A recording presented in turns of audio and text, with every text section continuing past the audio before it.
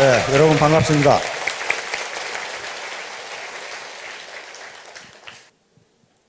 오늘 제가 제목으로 잡은 것은 1만 시간의 법칙이라고 하는 건데요. 요건 지금 미국의 이 신경과학자인 데니엘 레비틴이라고 하는 교수가 있습니다. 한번 비춰보세요. 데니엘 레비틴 교수인데, 네, 제 양반입니다. 데니엘 레비틴 교수가 지금 캐나다 이 맥길 대학의 신경과학 교수이자 심리학 교수이고 음악이론 교수이자 컴퓨터과학 교수 그리고 교육학 교수로 있는 분입니다. 좀 묘한 사람은 묘한 사람이에요. 조금. 이 사람은 원래 음악가이기 때문에 음악학자입니다. 그러면서 신경과학의 세계 최고의 권위자이신데, 이 양반이 이 독일 베를린 음악원에서 음악대학에서 5살에 입학해가지고 지금 21살이 된 이 음악 영재들을 조사를 했어요. 교수들에게 의뢰를 해서 이 학생들 중에 세계적인 음악가, 아주 탁월한 이 연주자하고 그냥 저 정도면 뭐 잘하는 거지, 그 정도 우수하다고 판단된 사람하고 연습 시간을 조사해 봤더니 탁월한 연주를 하는 사람, 탁월한 음악가가 될 사람은 모두 연습을 1만 시간 이상 했더라는 겁니다. 그런데 우수하다고, 그냥 우수한 정도다라고 판정을 받은 학생들은 연습을 8,000시간을 했더랍니다. 그러니까 그 연습 시간 2,000시간의 차이가 어떤 학생은 세계적인 연주가가 되고 어떤 학생은 그저 그런 연주가가 되고, 그런 차이가 나더라는 겁니다. 그래서 이 레비틴 교수는 이게 도대체 무엇 때문에 그러는가? 그러면 음악가만 그러는가? 그래서 모든 분야에 그저 보통인 사람과 그 분야에 탁월한 사람들의 연습 시간을 모두 조사를 했어요. 농구 선수를 조사했어요. 그래서 농구 선수를 조사해 봤더니 역시 세계적인 농구 선수는 연습 시간이 10,000시간 이상이더라는 거예요. 요 배구 선수를 조사했고, 스케이트 선수를 조사했고, 피아니스트 조사하고, 그 다음에 심지어는 뭐까지 조사했냐면 도둑놈까지 조사했어요. 도둑질을 잘하는 놈과 못하는 놈은 연습 시간이 어느 정도인가. 근데 역시 세계적인 도둑놈은 도둑질 연습을 10,000시간 이상 했더라는 거예요. 그래서 이분이 결론을 내렸습니다. 어떤 사람이건 그 IQ에 관계없이, 초기에 일을 시작할 때의 능력에 관계없이 무조건 그 분야에서 성공하려면은 10,000시간 이상 연습하지 않으면 안 된다는 결론에 도달하였습니다. 그래서 많은 학자들이 벌떼처럼 달라들어가지고 과연 그런가를 연구해 봤더니 지금까지 학자들이 연구한 결과는 단 하나의 예외도 없다는 거예요. 단 하나의 예외도 없다. 적어도 본받을 만큼 성공한 사람들은 1만 시간 이상 훈련이나 연습을 하지 않은 사람이 단 한 사람도 없다. 심지어는 도둑놈까지 똑같다. 가수도 그렇고 다 똑같다. 근데 이 1만 시간의 법칙이 세상에 크게 알려지게 된 건 말콤 그래드웰이라고 하는 사람이 있습니다. 말콤 그래드웰이라는 지금 뉴요커에 거기서 기사를 썼고 지금은 이 저술가로 있는데, 이 양반이 있어서 아주 세계적인 베스트셀러가 된 아웃라이어라는 책이 있습니다. 우리나라 지금 시중에도 번역돼 나와 있어요. The Story of Success에서 성공 이야기. 이 사람이 쓴 이 책이 나옴으로써 지금까지 성공에 대한 관념이 완전히 바뀌었어요. 다시 말하면 지금까지는 성공하는 사람은 원래 타고날 때 유전자 자체가 다르다, 머리가 좋았다 그랬는데 그렇지가 않더라는 거예요. 전혀 그렇지가 않더라는 거예요. 적어도 아무리 머리가 좋아도 1만 시간 이상 연습하지 않고는, 1만 시간 이상 훈련하지 않고는 일정한 수준에 도달할 수 없다는 결론에 도달했어요. 그래서 이 사람이 몇 사람의 예를 들었습니다. 모차르트는 인류가 낳은 가장 위대한 음악자라고 그러죠. 기록에 하면 6살 때부터 작곡을 시작했다고 그러니까. 그러나 6살 때부터 작곡을 시작했는데 지금 음악학자들은 그것은 모차르트가 한 것이 아니고 모차르트 아버지가 했다고 믿고 있습니다. 그리고 모차르트가 실제로 작곡을 시작한 것은 11살 때 시작했어요. 피아노 협주곡을 작곡을 시작했는데 그때 작곡한 것은 별것도 아니에요. 그런데 10년 후인 21살 때 작곡한 피아노 작곡한 피아노 협주곡부터 드디어 명곡이 되기 시작합니다. 다시 말하면 10년간 죽어라고 했다는 거예요. 10년간. 하루에 3시간 10년간 하면 10,000시간이 돼요. 두 번째로 예를 든 게 빌 조이라고 하는 사람이 있습니다. 빌 조이 하면 사진 한번 비춰요. 빌 조이인데요. 빌 조이는 잘 모르실지 모르겠는데 선 마이크로 시스템이라는 회사가 있어요. 우리나라에 들어와 있죠? 선 마이크로 시스템. 그게 워크스테이션을 세계적으로 독점하고 있는 이 회사이고, 이 인터넷에서 자바 프로그램을 개발한 사람입니다. 지금도 쓰고 있죠. 30년 전에 개발했는데, 이 양반은 수학 천재입니다. 대학, 우리 같으면 SAT니까 우리 같은 대학 예비고사, 수능 시험이죠. 수능 시험 수학에 만점을 맞았으니까. 그러면 이 사람이 만점을 맞았으니까 이 컴퓨터 천재가 되느냐? 천만의 말씀이에요. 자기 증언에 의하면 71년 대학에 들어가서 무려 5년간을 하루에 3시간밖에 안 했어요. 뭐 했느냐? 자판 위에서 엎드려 자면서 컴퓨터 프로그램을 했습니다.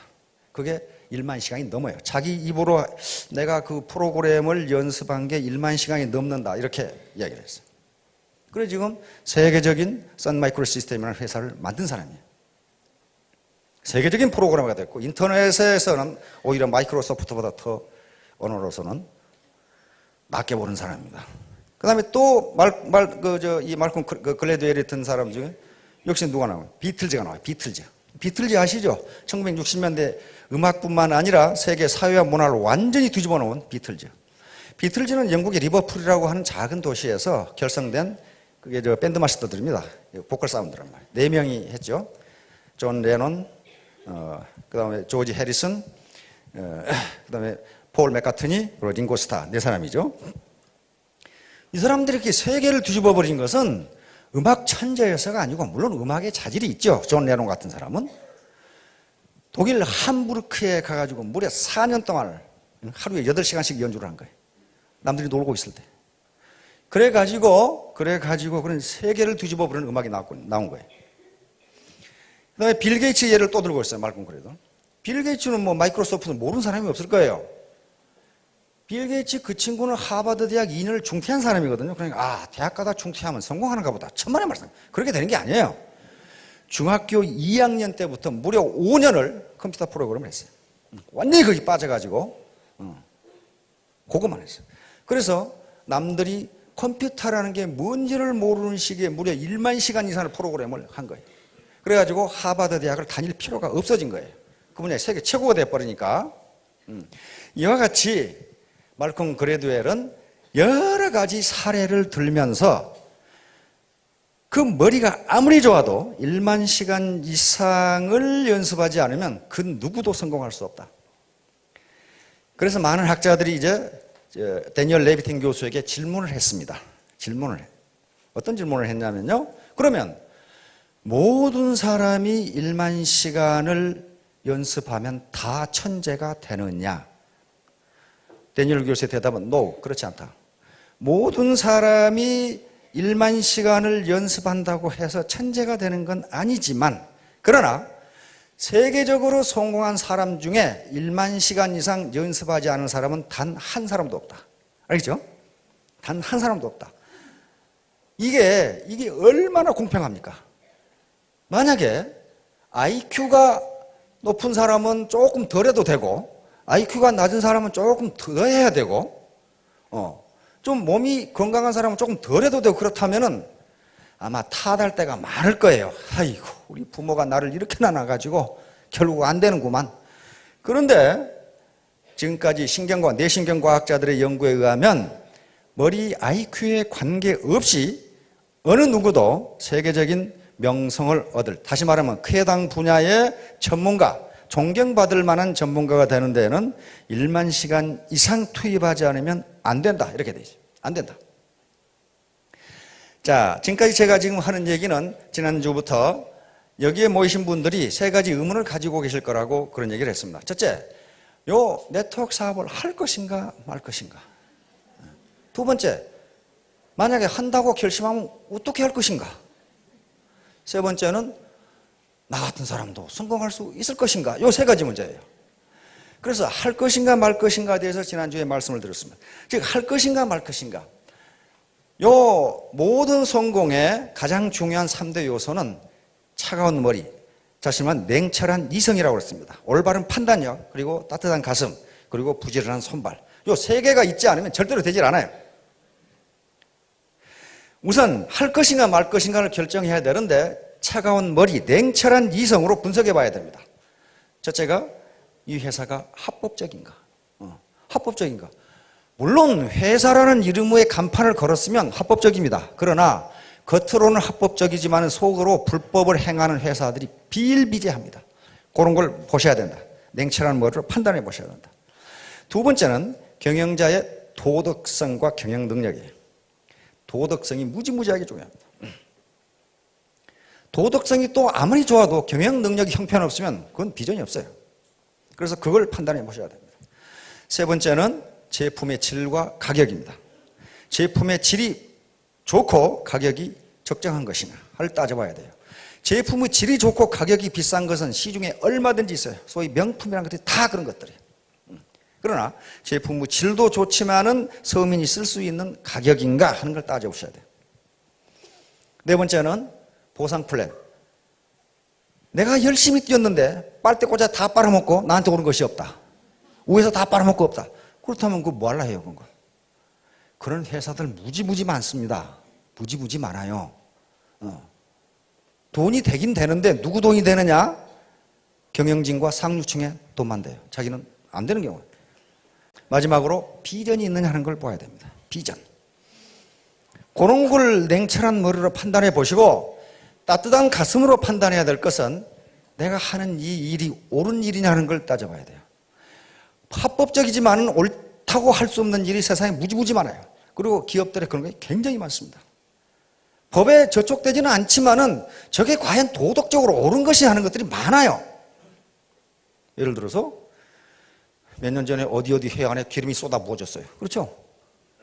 그런데 기름 오염과 관계된 회사는 기름 제거에 나타나지도 않았고 아직까지 10원도 보상 안 해줬어요. 법적으로는 아무 하자가 없습니다. 그러나 그걸 도덕적으로 옳다고 할 수는 없어요. 그렇잖아요. 그런 일들이 비일비재해요. 그러니까 과연 내가 지금 이 하는 일이 요 제품 좋고 가격 좋은데 이걸 과연 내 친구나 누구에게 전달하는 것이 옳은 일인가? 그 다음에 따뜻한 마음으로 판단해야 될 게 두 번째는 보람 있는 일인가? 보람이 없으면 아무 일도 못합니다. 보람에 대해서는 시간이 있으면 또 다시 한번 언젠가 이야기할 텐데요. 보람 있는 일인가? 기적의 사명선언문이라는 책이 몇 년 전에 우리 사회에서 베스트셀러가 된 적이 있습니다. 한 사학가가 쓴 건데요. 로라 베스라고 하는 사학가가 쓴데 거기에 우리나라 송영근이라는 분이 번역을 했는데 그 서문에 이런 얘기가 있습니다. 중세 어떤 신부가 길을 지나가는데 세 명 석공이 돌을 쪼고 있어요. 그래서 이 신부님이 한 석공에 물었습니다. 당신은 지금 뭘 하고 있습니까? 그러니까 이 석공이 대답하는 게 보면 모르셔. 돌 쪼고 있지 않소. 두 번째 석공에게 또 물었습니다. 뭘 하고 계십니까? 목구멍이 포도청이라 돌 쪼고 있지 않소. 세 번째 석공에게 또 물었습니다. 뭘 하고 계십니까? 아름다운 성전을 지을 주춧돌을 제가 만들고 있습니다. 이렇게 대답했단 말이에요. 그러면 돌을 쪼고 있다는 행위는 똑같은데 첫 번째, 보면 모르죠. 돌 쪼고 있지 않소. 그러면 이놈은 지가 지금 뭘 하고 있는지 모르는 거예요. 뭐 때문에 돌을 쪼고 있는지 전혀 모르는 거죠. 두 번째 석공은 목구멍이 포도청이니까 하는 수 없이 한단 말이에요. 세 번째 석공은 돌을 쪼는 하찮은 일이지만은 자기가 쪼는 이 돌이 거대한 성전에, 아름다운 성전에 주춧돌이 된다는 것을 생각하고 있으니 누가 돌을 아름답게 그리고 빨리 잘 쪼개나 그 말이에요. 다시 말하면 이 일이 보람 있다고 생각해야 뭔가 잘 되는 거지. 돈 벌기 위해서 한다든가 하는 수 없이 한다든가 내가 지금 뭘 하고 있는지 모르고 한다든가 북한에 물 뿌리는 놈처럼 그래가지고는 잘 되지 않는다 그런 말이에요. 그래서 과연 이 보람 있는 일인가를 생각해 보셔야 합니다. 오늘 말씀드리려고 하는 것은 바로 두 번째 어떻게 할 것인가 하는 거예요. 어떻게 할 것인가. 바로 1만 시간의 법칙이라는 게 반드시 필요하다. 반드시 필요하다. 왜 1만 시간이라는 게 필요하냐? 왜 1만 시간이라는 게 필요하냐? 뭔가를 극복하는데 그 정도 시간이 필요하다. 뭔가를 극복하는데. 그런데 일만 시간이 어떤 시간인가 생각해 보면 하루에 3시간씩에서 3년이 걸리는 시간이고 하루에 6시간씩 하면 5년이 걸리는 시간입니다. 바로 빌 게이츠나 아까 빌 조이라든가 비틀즈라든가 하는 사람들은 비틀즈는 자기 증언에 의하면 하루에 8시간씩 연주를 했다고 그래요. 그래서 4년을 했어요. 그러니까 세계적인 음악가가 되어버렸어요. 빌 조이와 이 빌 게이츠도 자기들 증언에 하면 5년간을 그렇게 했어요. 새벽 3시, 4시까지 계속 하루에 2-3시간 자고 컴퓨터 프로그래밍을 했다고, 그래서 자신들 입으로 1만 시간이 넘을 거라고 그렇게 이야기를 합니다. 그래서 세계적인 컴퓨터 프로그래머가 됐고 세계적인 기업의 경영자가 됐습니다. 그걸 더 열심히 한다면, 예를 들면 하루에 10시간씩을 투입한다면 3년이 걸리는 시간입니다. 아까 여기 있었던 리더들이 전부 다 3년 만에 올라온 사람입니다. 밤낮 없이 뛴 사람들이. 밤낮 없이. 자, 그래서요, 이 1만 시간의 법칙은 자연의 법칙과 거의 같습니다. 레비틴 교수에게 물었어요. 어째서 1만 시간이냐? 하필이면 왜 1만 시간이냐? 그러니까 레비틴 교수가 대답하기를, 이 사람은 신경과학자입니다. 뇌신경과학자예요. 그래서 뇌신경과학 중에서도 우리 인간이 음악을 어떻게 인식하는가를 연구하는 사람이에요. 그런데 이 사람이 아직 확실히 왜 1만 시간인지를 밝히지 못했지만 이 사람의 답변은 뭐냐 하면 아마도 우리 뇌가 새로운 습관을 이해하고 거기에 적응하는데 1만 시간이 걸리는 것 같다. 그렇게 대답을 했어요.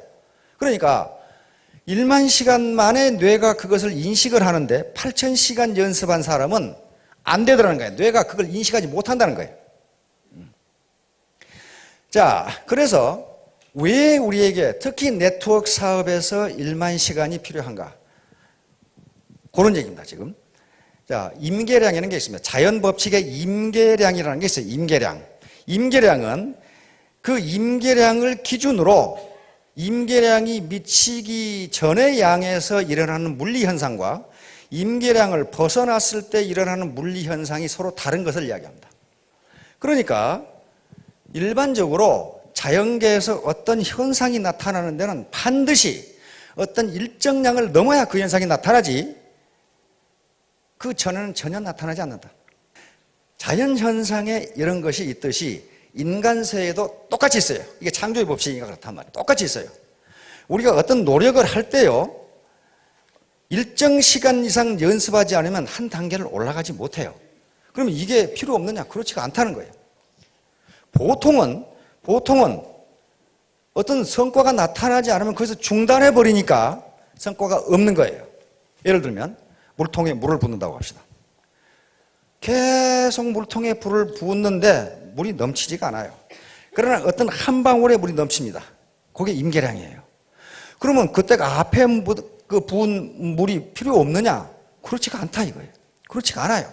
그게 있었기 때문에 결국 차가지고 어떤 순간에 물이 넘치게 되는 거예요.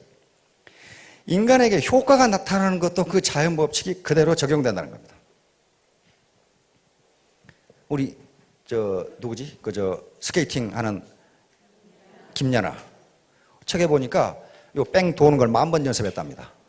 아무것도 아닐 것 같은데 나는 2번만 연습하면 되겠더만은 10,000번을 연습했다. 10,000번. 그런데 10,000번 중에 3,000번을 넘어졌답니다.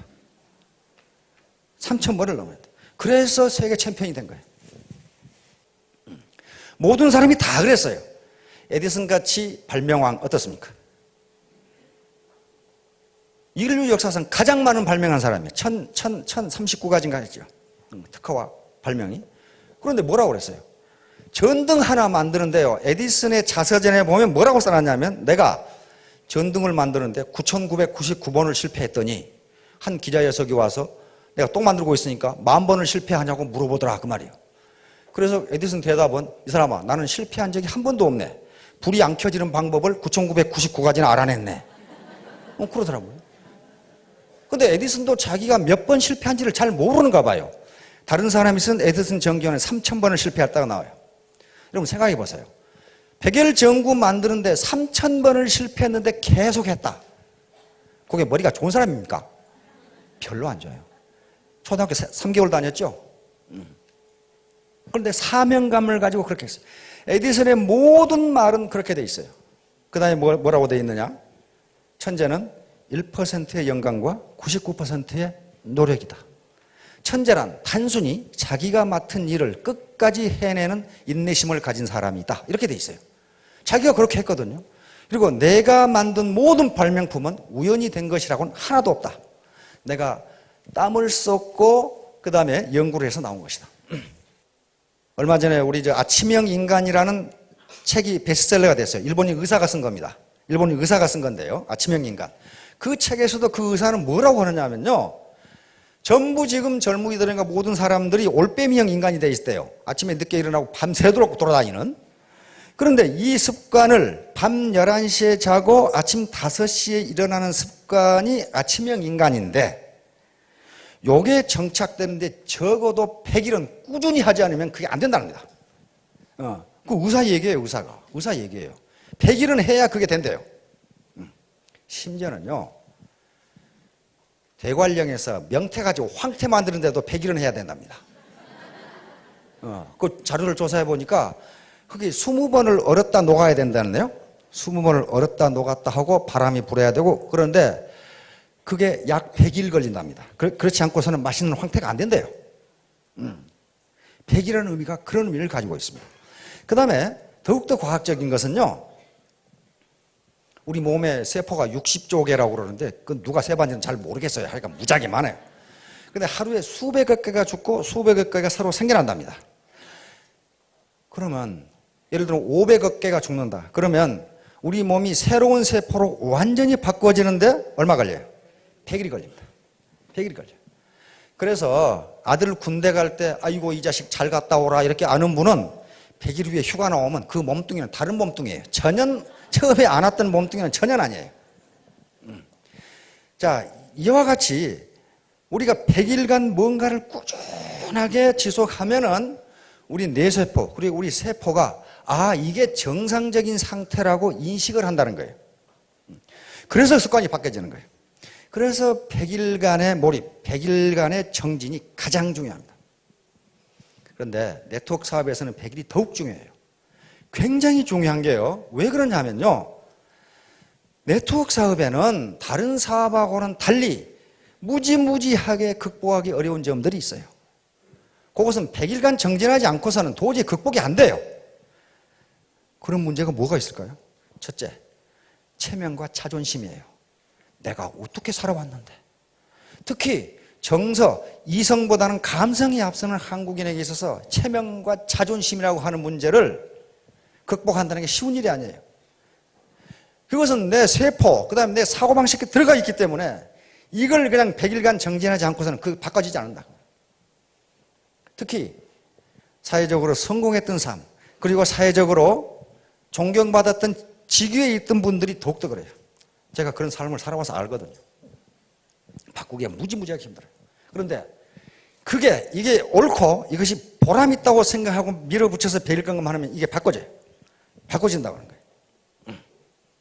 그제 지난주에 제가 이사를 했고 또 쿠웨이트 대사를 하던 친구가 귀국을 했어요. 그래서 입국 축하 겸 지금 본부대사로 있는데 예무부 장군들하고 교수 한 10여 명을 초청해서 집에서 파티를 했습니다. 그런데 그 대사 부인이 애터미 화장품을 보더니 깜짝 놀래요. 이거 어디서 났냐고 물어보더라고. 당신이 이걸 어떻게 하냐고 그랬더니 벌써 어디서 났냐고 이제 물어보는 거예요. 어디서 사면 되냐고 그렇게 물어요. 깜짝 놀랐어요. 왜 그걸 나한테 묻냐고 그랬더니 뉴욕에 있는 자기 뉴욕으로 언니가 이민 갔거든요. 이 화장품이 싸고 매우 좋으니 이걸 바르라고 쿠웨이트로 보냈어요. 쿠웨이트 대사관으로. 그래서 이걸 지금 써보니까 무지무지 좋은데 다 떨어졌는데 언니한테 지금 뉴욕에 주문하려고 하는데 여기가 왜 이게 있냐 이게. 그래서 내가 그 부인들 집 앞 시켜놓고 일장 훈시를 이제 하고 이 화장품을 한 달간 바르면 우리 문대사라든가 여러 장군들이 아침에 일어나서 아가씨 어디서 오셨냐고 이렇게 물을 거다.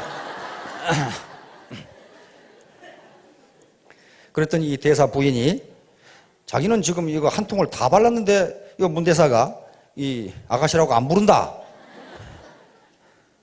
그래서 제가 답변하기를 너무 적게 바르니까 그런다. 왕창 발라라. 이제 그래서 내가 공짜로 한 세트를 줄 테니 다음부터는 너희들이 샀어라 그랬거든요. 어떻게 샀으냐? 회원에 가입해라. 그랬더니 가입하겠다. 그래서 이제 거기에 여러 명의 이 아줌마 패들을 회원에 가입시키고 그렇게 했어요.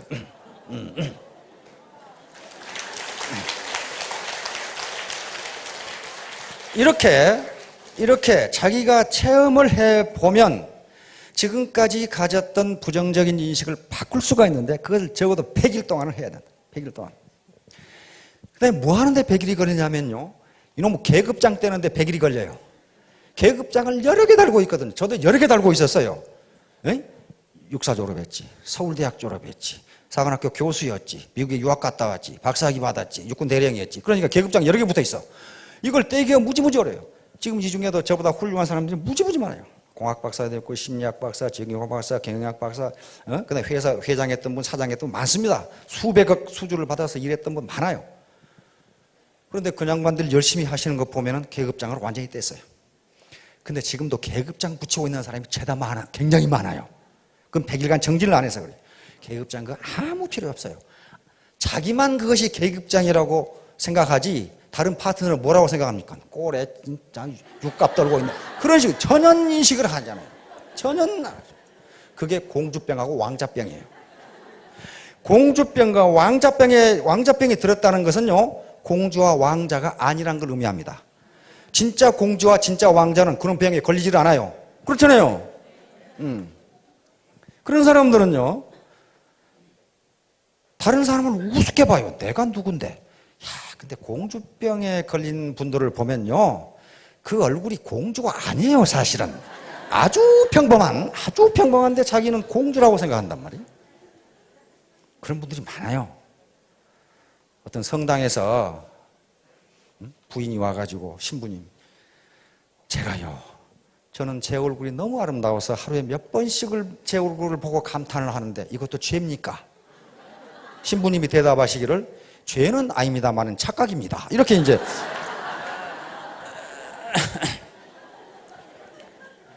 그걸 벗어나야 돼요. 그러면 다른 사람이 공주로 인정해 줍니다. 스스로 자기가 공주라고 생각하면 팔불출이라고 생각해요. 그 계급장을 못 떼는 거예요. 그게 100일간 겸손하게 낮아지면 떨어져요. 따라서 100일간 정진을 해야 됩니다. 여러분 비행기 이륙할 때 보셨죠? 어떻게 합니까? 바로 뜹니까? 바로 뜨지 못합니다. 활주로를 상당한 거리의 활주로를 달려야 뜨는데 그 슬슬 굴러갑니까? 비행기가 뜰 때 가장 파워가 셉니다. 뜰 수 있는 양력을 받아야 되죠. 엄청나게 빠른 속도로 그냥 엔진 인으로 다가다녀요. 제일 시끄러워요, 그러니까. 그렇게 하지 않고서는요, 비행기가 이륙할 수가 없어요. 그런데요, 이륙하기 직전까지 비행기는 하늘에 있는 게 아니고 어디 있어요? 땅에 있어요. 아무런 성과도 없어요. 예를 들어 활주로가 4km다. 근데 3.9km 날아갔다. 달려갔다. 아, 이거 안 뜨네. 멈췄다. 그건 땅에 있는 거예요. 바로 임계 거리를 날아가지 않으면 뜰 수 있는 양력을 받을 수가 없어요. 양력을 받을 수가 없어요. 그래서 반드시 거기를 가야 되는데 학자들이 얘기하기는 대부분의 사람들이 4km를 전력으로 질주하면 뜰 수가 있는데 통상은 3km에서 끝난다는 거예요. 아이고 안 되네. 안 되네. 통상 그래서 에디슨이 이야기한 것처럼 성공한다는 것은 천재라고 하는 것은 자기가 한 일을 끝까지 해내는 사람이다. 이렇게 얘기하는 사람. 그러니까 그 사람이 세계 최고의 발명가가 된 겁니다. 그러면 비행기가 이륙합니다. 테이크오프 하죠. 테이크오프 하는데요. 4km에서 떴다. 그럼 수직으로 올라갑니까? 천만의 말씀. 그렇지 않아요. 비스듬히 올라갑니다. 그렇죠? 비스듬히 올라가는데요. 비스듬히 올라갈 때도 엔진 소리가 어떻습니까? 무지무지 시끄러워요.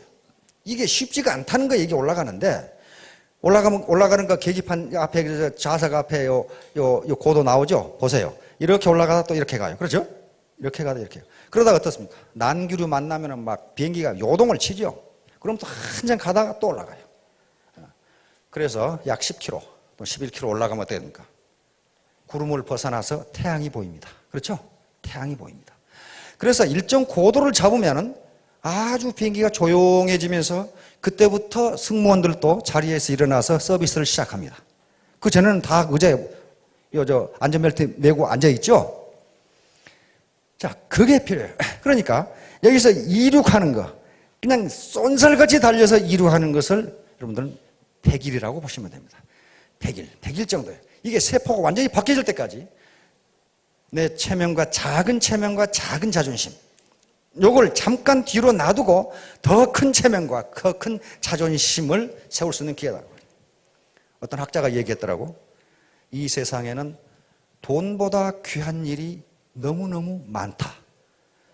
돈보다 귀한 일이 너무너무 많다. 그런데 불행한 것은 그 일을 하는데 죄다 돈이 든다는 것이다. 안 돼요.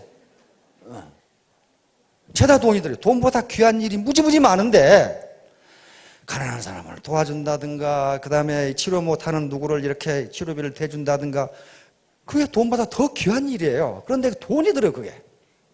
그래서 더 큰 자존심, 그런 것을 이룩하기 위해서는 작은 자존심을 내려놓지 않으면, 그 쓸데없는 과거 계급장을 떼지 않으면 절대로 안 된다. 계급장을 안 뗀 사람들 지금 리더 중에도 몇 사람 있어요. 그래가지고 그 계급장을 안 뗀 리더가 있는 데는요, 지멋대로 하려고 그러니까 질이 멸렬해, 조직이. 자, 결론을 말씀드리도록 하겠습니다. 이 세상에 공짜는 전혀 없습니다. 공짜는 없어요. 공짜가 있다고 먹었다가는 어떻게 됩니까? 낚시에 걸려요. 반드시 낚시에 걸려요. 공짜를 절대 없습니다. 자기가 땀 흘린 것만큼 얻을 수 있어요. 그건 레비틴 박사가 1만 시간의 법칙으로 이야기를 했습니다. 그리고 일단 이륙하는 데는 100일간 정진이 필요합니다. 거기에 소비자 집단을 구축을 해야 되고, 자기의 계급장을 떼야 되고, 자기의 자존심이나 체면, 이 작은 것을 잠깐 뒤로 밀려두는 거예요. 그걸 자기가 체면이라는 게 자존심을 손상하라 그런 게 아니고, 손상됩니다. 참 별의별 참 살다가 별꼴 다 본 적이 있어요. 그 작은 걸 희생하지 않으면 안 됩니다. 따라서 공짜는 없다. 그리고 신은 새를 위해서 벌레를 만들었지만은 벌레를 둥지에 넣어주지는 않습니다. 둥지에 넣어주지는 않기 때문에 그 벌레를 잡는 것은 새 어미의 몫이에요. 새의 몫입니다. 일찍 일어나는 새가 벌레를 잡는다는 얘기가 있습니다. 마찬가지로 사업을 할 수 있는 기회 또는 돈을 벌 수 있는 기회는 모든 사람에게 공평하게 열려 있지만은 그 기회를 선택하느냐 마느냐는 자기에 달려 있어요. 따라서 모두 이륙을 하는 데까지는 100일 정도의 정진이 필요하다는 걸 아시고, 이제 고도 비행을 하려면 우리 앞에 나온 리더들처럼 1만 시간의 정진이 필요합니다. 모두 좋은 선택을 해서 성공하시기 바랍니다. 감사합니다.